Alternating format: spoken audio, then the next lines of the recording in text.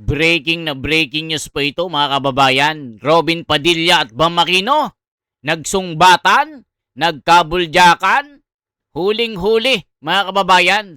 Bam Aquino hindi nakasagot.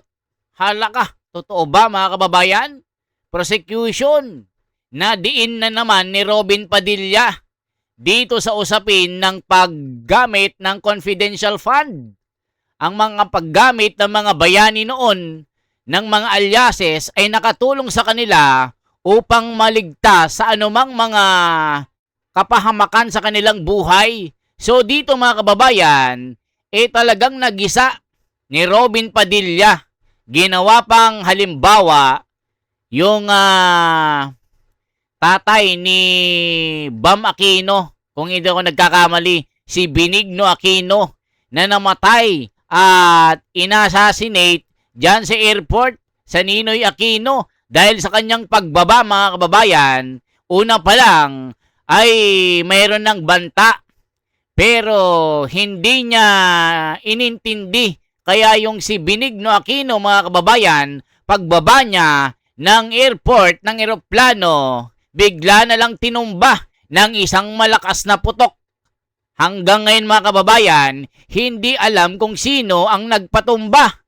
Ang mastermind nagtatago pa rin mga kababayan. So dito, Robin Padilla, ginisa si Attorney Divina Gracia na tila apprentice ito. Hindi nakasagot. Tila aanga-anga na abogado. Kaya dito, nasuplak ni Robin Padilla. Sobrang talino pala nito mga kababayan. Yung mga bobolista at tangalista, laging nilalait si Robin Padilla. Pero tignan nyo naman mga kababayan, mas matalino pa si Robin Padilla sa dalawang magkapatid na tulpok. Kita nyo naman yung kanilang mga filosofiya. Nakikita nyo, bumaliktad ang kanilang mga utak. Nung sila ay komentarista sa radyo, komentarista sa TV, talagang araw-araw nilang binubulyak yung mga kurakot. Maski si Madam Lenny hindi nakaligtas. Si Kiko, si Trillanes, si Hintoberos, ginawa nilang ulam. Panghimaga sa umaga, binabanatan sila. Pero ngayon mga kababayan, kakampi na ang mga ito. Kaya si Robin ay nagsisilbing tila sinaniban ni Marcoleta. Panoorin po natin. Paano ginisa ang abogado ni Junior? Paano nagisa si Bam Aquino? Tignan nyo ha. Totoo ba ang lahat ng ito? Yan kasi ang mga komento sa baba. Tignan natin. Panoorin natin ang buo para hindi tayo ma-fake news. Mga bobolis sa tangalista, makinig kayo para hindi kayo maligaw, okay? Yung mga tuloy-tuloy po na sumusuporta sa bidyong ito, i-like at i-share nyo at mag-komento. Salamat po sa inyo. Ito na. Meron lang po akong tanong sa ating saksi. Opo. Ginoo, sa palagay niyo po ba karapat-dapat lamang na gumamit ng alias kapag confidential fund ang pinag-uusapan?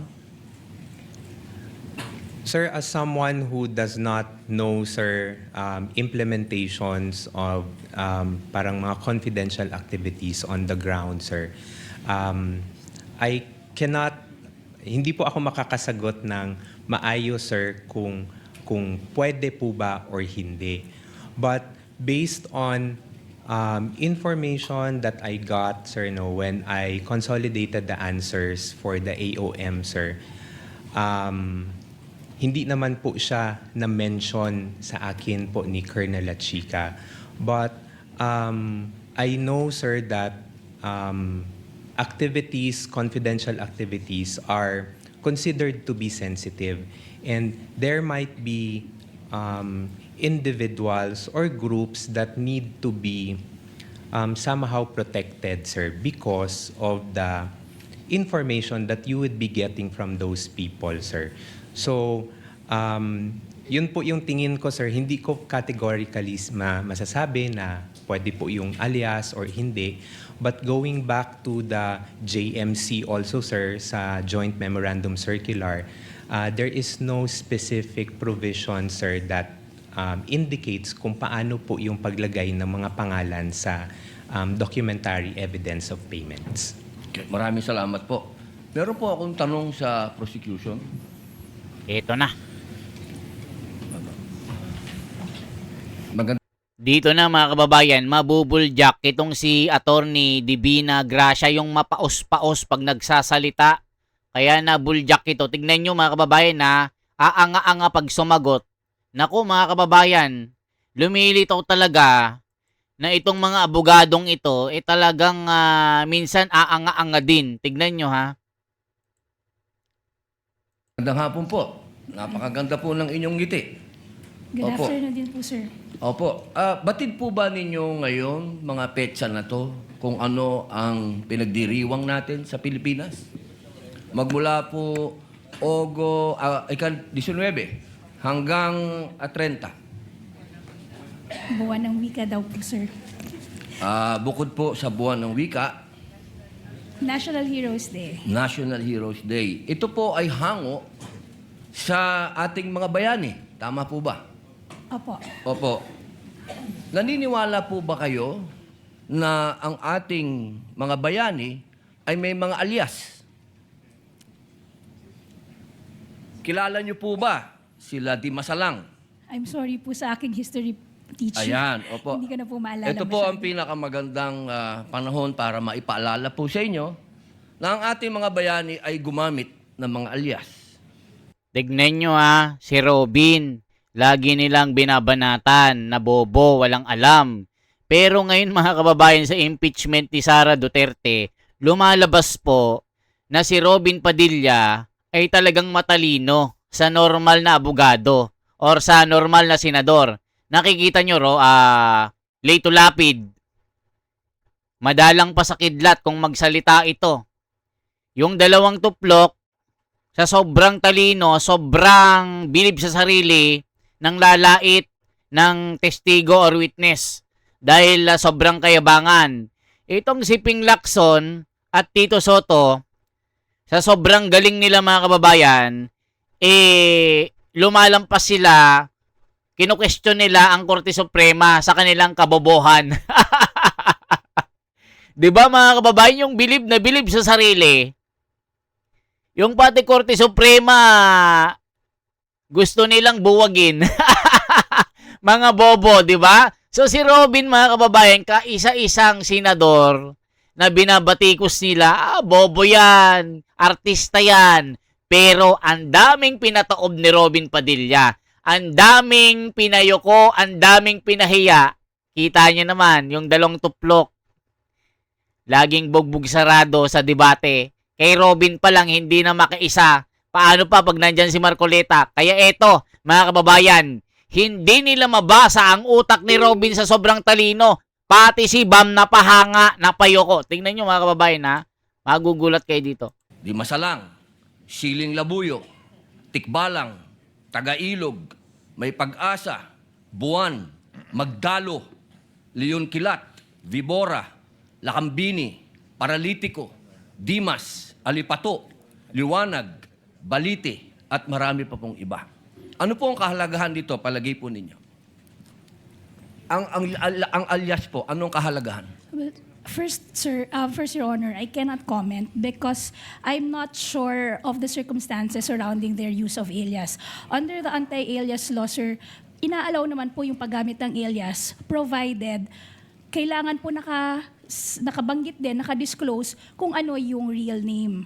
So it's not completely prohibited provided they also provide the real Apo, the real name. So, pakisagot lang muna po yung tanong ko bago po yung explanation po ninyo. Pakisagot lang po kung narinig nyo na po yung mga alias na yan. Ngayon lang po nyo narinig. O dito, huling-huli mga kababayan ang kabobohan. Akala mo OJT. Akala mo apprentice ni Robin na hindi makasagot-sagot. Paos-paos. Kita nyo ha, abogado na ito pero walang alam. 'Di ba? Ide-depensa pa, ay depende. Kaya nga confidential fund yan eh. Ginigigil nyo nun si The Wonder ha. O pasok si Robin, tignan nyo ha. Sasalpukin yung abogado. Ay naku, walang alam tong abogado ni Junior dito. Prosecution, pahiya. some of it po, Your Ayun. Honor, to be candid, some of it I've already heard. Magmula po 1892 hanggang 1896, ginagamit po nila ang mga alias na yan. Nagkaroon lang po ng isang traidor, ang pangalan ay Teodoro Patino, na nagbulgar sa Katipunan. Alam po ba ninyo yun? Yes, Your Honor. But the circumstances then were different because we were Bakit po iba? under... Bakit po iba? Bakit po na iba? May gera po nun, sir, and we were under Wala po ba tayong occupation. gera sa NPA? Ang NPA po, merong mga alias. Meron pong ka-Cobra, ka-Agila, ka-Lawin, ka-Tigre, ka-Kapre, ka-Sirena, ka-Adobo, ka-Sinigang, ka-Pansit, ka-Tinola, ka-Sile, ka-Kamote, ka-Bawang, ka-Maxi, ka-Labuyo. Strictly speaking, Lahat po yan, sir, ginagamit iba po na yung alias. internal armed conflict, iba naman din po yung war. Bakit po na iba? Pareho po itong clear and present danger sa atin. So, ang gusto ko lamang pong ipaalam sa ating prosecution na napakahalaga po ng alias sa panahon ng... Kayo po, sagutin po nyo, sa panahon ng... Gera, sir, Your Honor. Ang confidential po.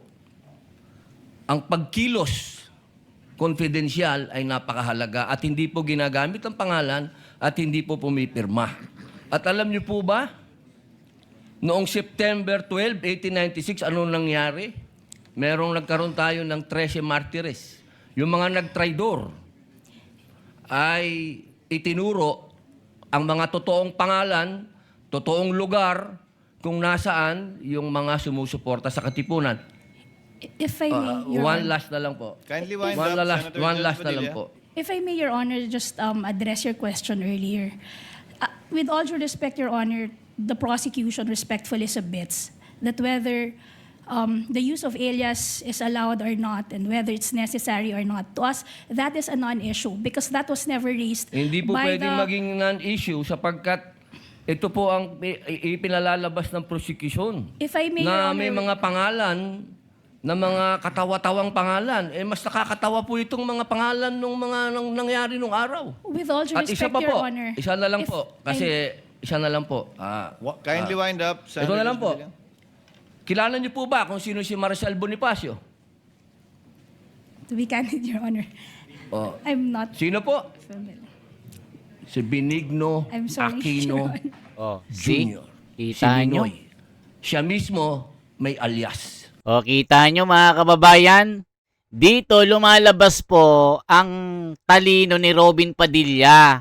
Kaya itong mga prosecution, ay naku, paldo na lang kayo ng paldo pero hindi nyo ginagamit ang utak nyo. Tignan nyo si Robin, tinatawag nyong bobo, artista. Kung ikukumpara mo naman dyan kay Tito Soto na artista, yan ang tunay na bulakbol, yan ang tunay na school bukol. Pero si Robin matalino. Tignan mo paano niya nalaman yung mga ganyang mga alias pala. May alias pala si Benigno. O tignan nyo ha, ulitin natin. Joblak ka ngayon. Earlier.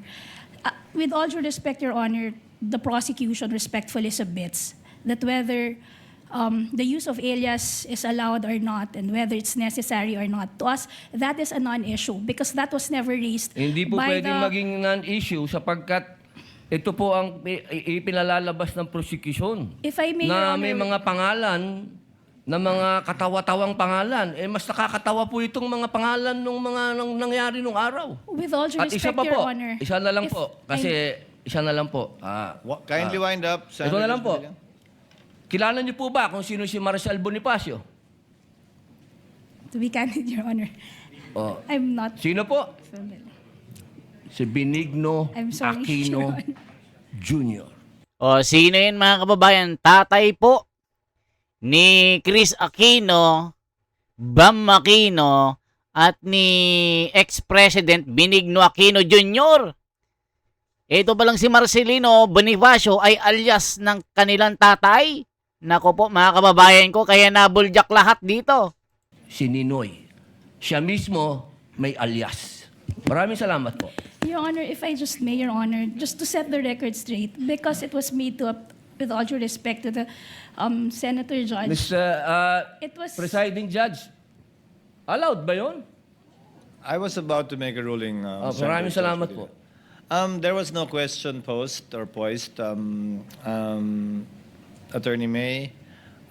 Let's proceed to the next Senator Judge who will interject.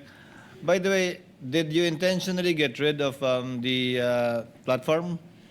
Yes, Your Honor, because you were not expecting that I'd be called again, Your Honor, to make way for the Honorable. O, kita nyo mga kababayan. So ngayon, i-check natin si Bam Aquino. Anong masasabi niya dito? Bam Aquino, Ninoy Aquino used Marshall Bonifacio as alias but he never had confidential funds. O yan, mga bobo kasi kayo. 'Di ba? Kailangan kung ang tatay mo ay may confidential funds, dapat buhay pa yan hanggang ngayon. Sa totoo lang, o, tignan nyo ha.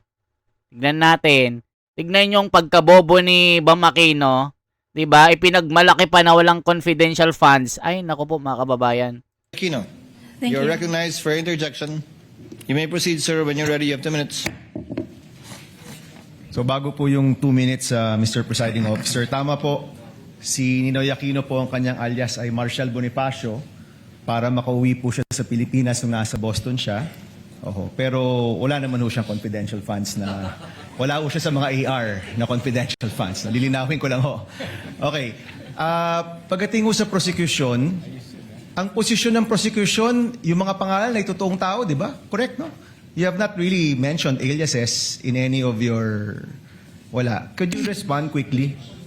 We have talked about aliases. Is the prosecution talking about aliases? That was never our point, Your Honor. In fact, the point of the prosecution is that was never raised by the defense, either in their answer or in their pretrial brief, Your Honor. So to us, that should be a non-issue because even them, they never claimed that in any of their pleadings before Okay, this thank you. honorable court. Okay, klaklaruin ko lang ha. Ang siyang tao lang pong nagsabi na alias po sila, si Miss Gina Acosta, in her testimony. Kanina po, sabi niyo rin na O, tignan nyo mga kababayan, hindi maamin ni Bam Aquino yung mga sinasabi ni Robin Padilla. Nako, Bam Aquino, senador ka ba? O ano ngayon? Sinong mas matalino ngayon? Si Robin o ikaw? O kayong mga bobolista? Huwag kayong tatanga-tanga. O itong si Raffy Tulfo, sinabihan na naman na tatanga-tangahan yung witness dito.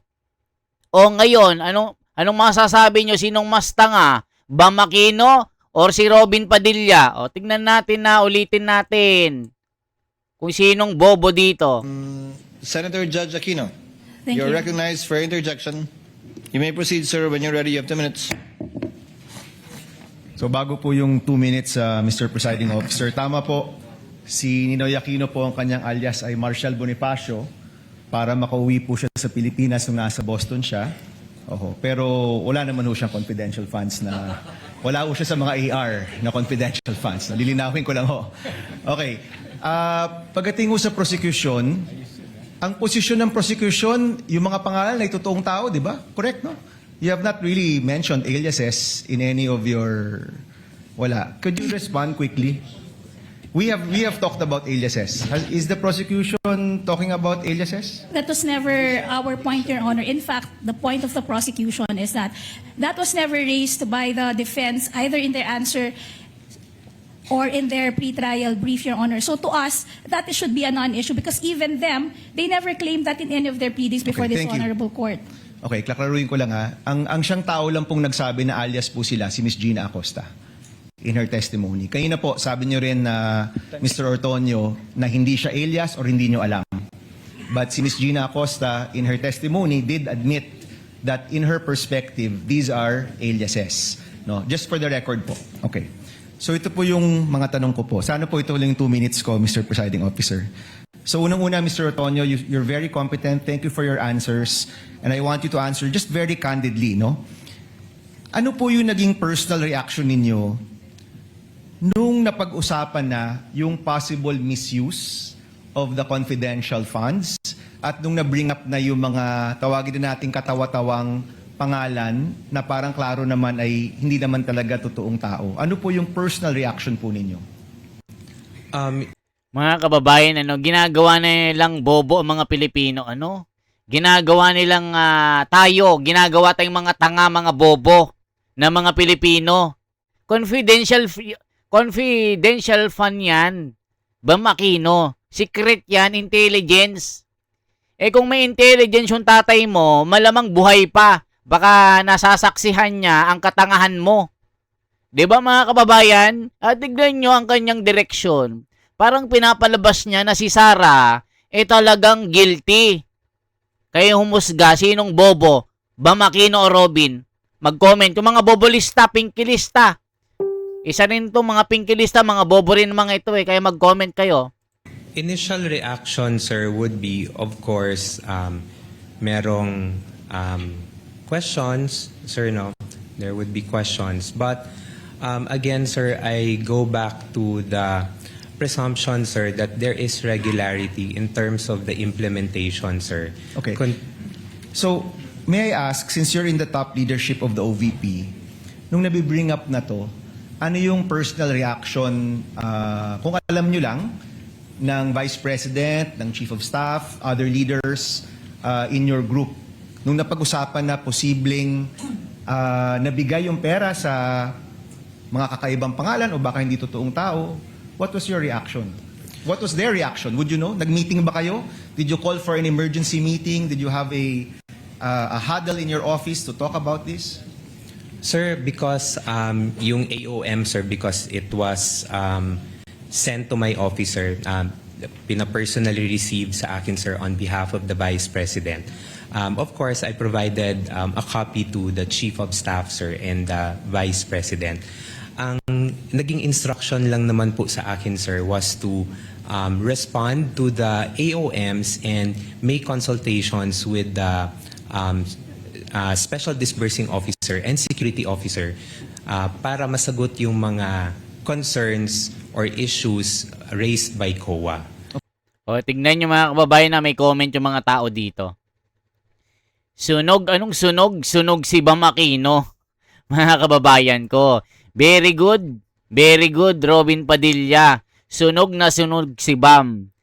Asos, wag mong pagtakpan ng mga wag mong pagtakpan. Nilalamon ni Bam si Robin. Anong nilalamon si Bam? Nilalamon daw ni Bam si Robin. Baka si Bam ang kinain. Mga bobo, mga tangalista. Huwag niyong ipagtanggol ang katangahan ni Bam dito. Di ba, mga kababayan? Okay, yan yung mga actions nyo, Mr. Ortonio. I'm asking about your reaction. Kinabahan ba kayo? Were you worried? Were you concerned? Was there any concern shown by the Vice President, by the Chief of Staff, by people in your office na posible itong perang ito ay hindi nagamit sa tama? On the matter of concern, sir, I think there is a concern considering that there is already an immediate instruction, sir, to reply to the AOM. That's the sir. AOM. Let's go to the bringing up of these names in Congress. Nung lumabas na yung piyatos, pusa, pagong, mga ganyan, were you concerned na yung pera ng bayan posibleng hindi nagamit sa tama at ito'y pinirmahan mo at ito'y nakapangalan sa inyong opisina, for example? Were you concerned? Sir, Honesty. parang immediate reaction, sir.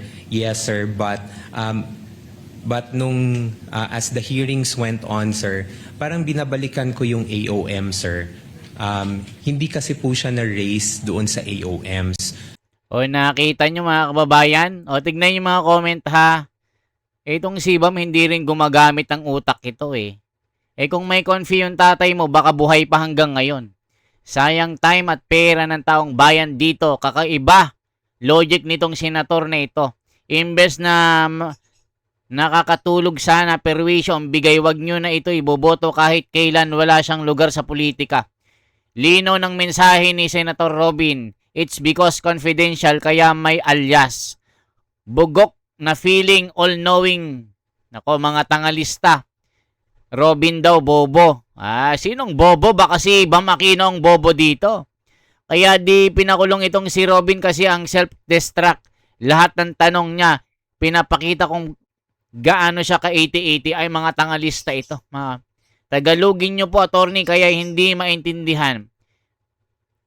Di ba, mga kababayan? Sabog si Bam Aquino at yung kanilang abogado, mga kababayan. So, ito patuloy natin. So, parang nabawasan po yung concern ko personal concerns ko with those acknowledgement receipts. Did you call for an internal investigation after na-reveal yung mga pangalan na kakaiba? Nagpatawag ba kayo ng investigasyon sa inyong opisina? I personally did not, sir, hindi na po ako nagpatawag. Sir. Did your office call for an internal investigation? On that matter, sir, I do not know, sir, if there is an instruction coming from the head of agency, sir. But personally to me, sir, none, sir. Okay.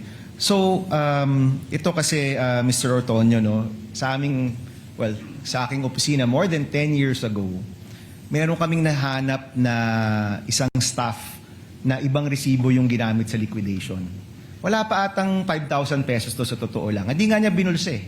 No? Meron siyang dapat hotel receipt na wala niya, gumamit siya ng hotel receipt ng ibang tao. That already elicited an internal investigation on our part. In the end, pinaalis namin yung staff na yun na kilala namin, kaibigan namin. 5,000 lang yun. So the common response we are looking for is that kapag pera to ng bayan, action ka agad at hanapin nyo talaga kung saan nagamit tong pera to. Kaya I'm really wondering what were the actions and reactions of people. So ito yung O, kita nyo mga kababayan na pag pera daw ng taong bayan, hahanapin agad. Eh bakit dito sa flood control issue, ang bobobo nyo? Trilyones ang ninakaw ng mga magnanakaw na buhaya. Bam Aquino, gumising ka. Huwag kang bobo, huwag kang tatanga-tanga. Eh yan ang sinasabi ng comment. Eh dito lumalabas na mas matalino si Robin Padilla sa'yo.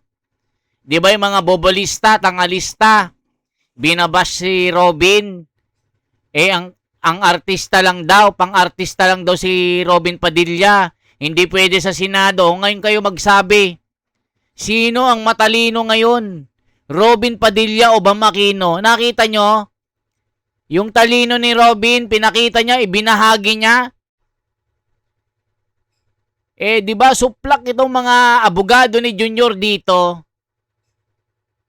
Nakita nyo, confidential funds, sikreto. Alangan naman ilagay nga ni ang pangalan ng totoong tao. Eh, syempre, bakang supot, pwede yan. Bakang hindi natutulog. Bakang pulburon. Nagpupulburon. Odik-odik. O, pwede yun, basta sikreto. Hindi pwedeng pumirma kasi intelligence yan. O ngayon, nasupalpal ka ni Robin. Eh kung may intelligence yung tatay mo, malamang buhay pa siya. Di ba mga kababayan? O ngayon nyo sabihin mga bobolista, mag-comment kayo. Ngayon nyo sabihin na bobo si Robin. Ikumpara kay Bam Aquino, sinong bobo? Siyempre mga bobo kayo. Sasabihin nyo na naman, bobo si Robin, mas matalino si Bam. Eh kasi nga 80-80 na kayo. Kayo yung tinatawag na blind loyalty. Stupido. Mga stupid. Binubudol na, ninanakawan na ng trilyones, tuwang-tuwa pa.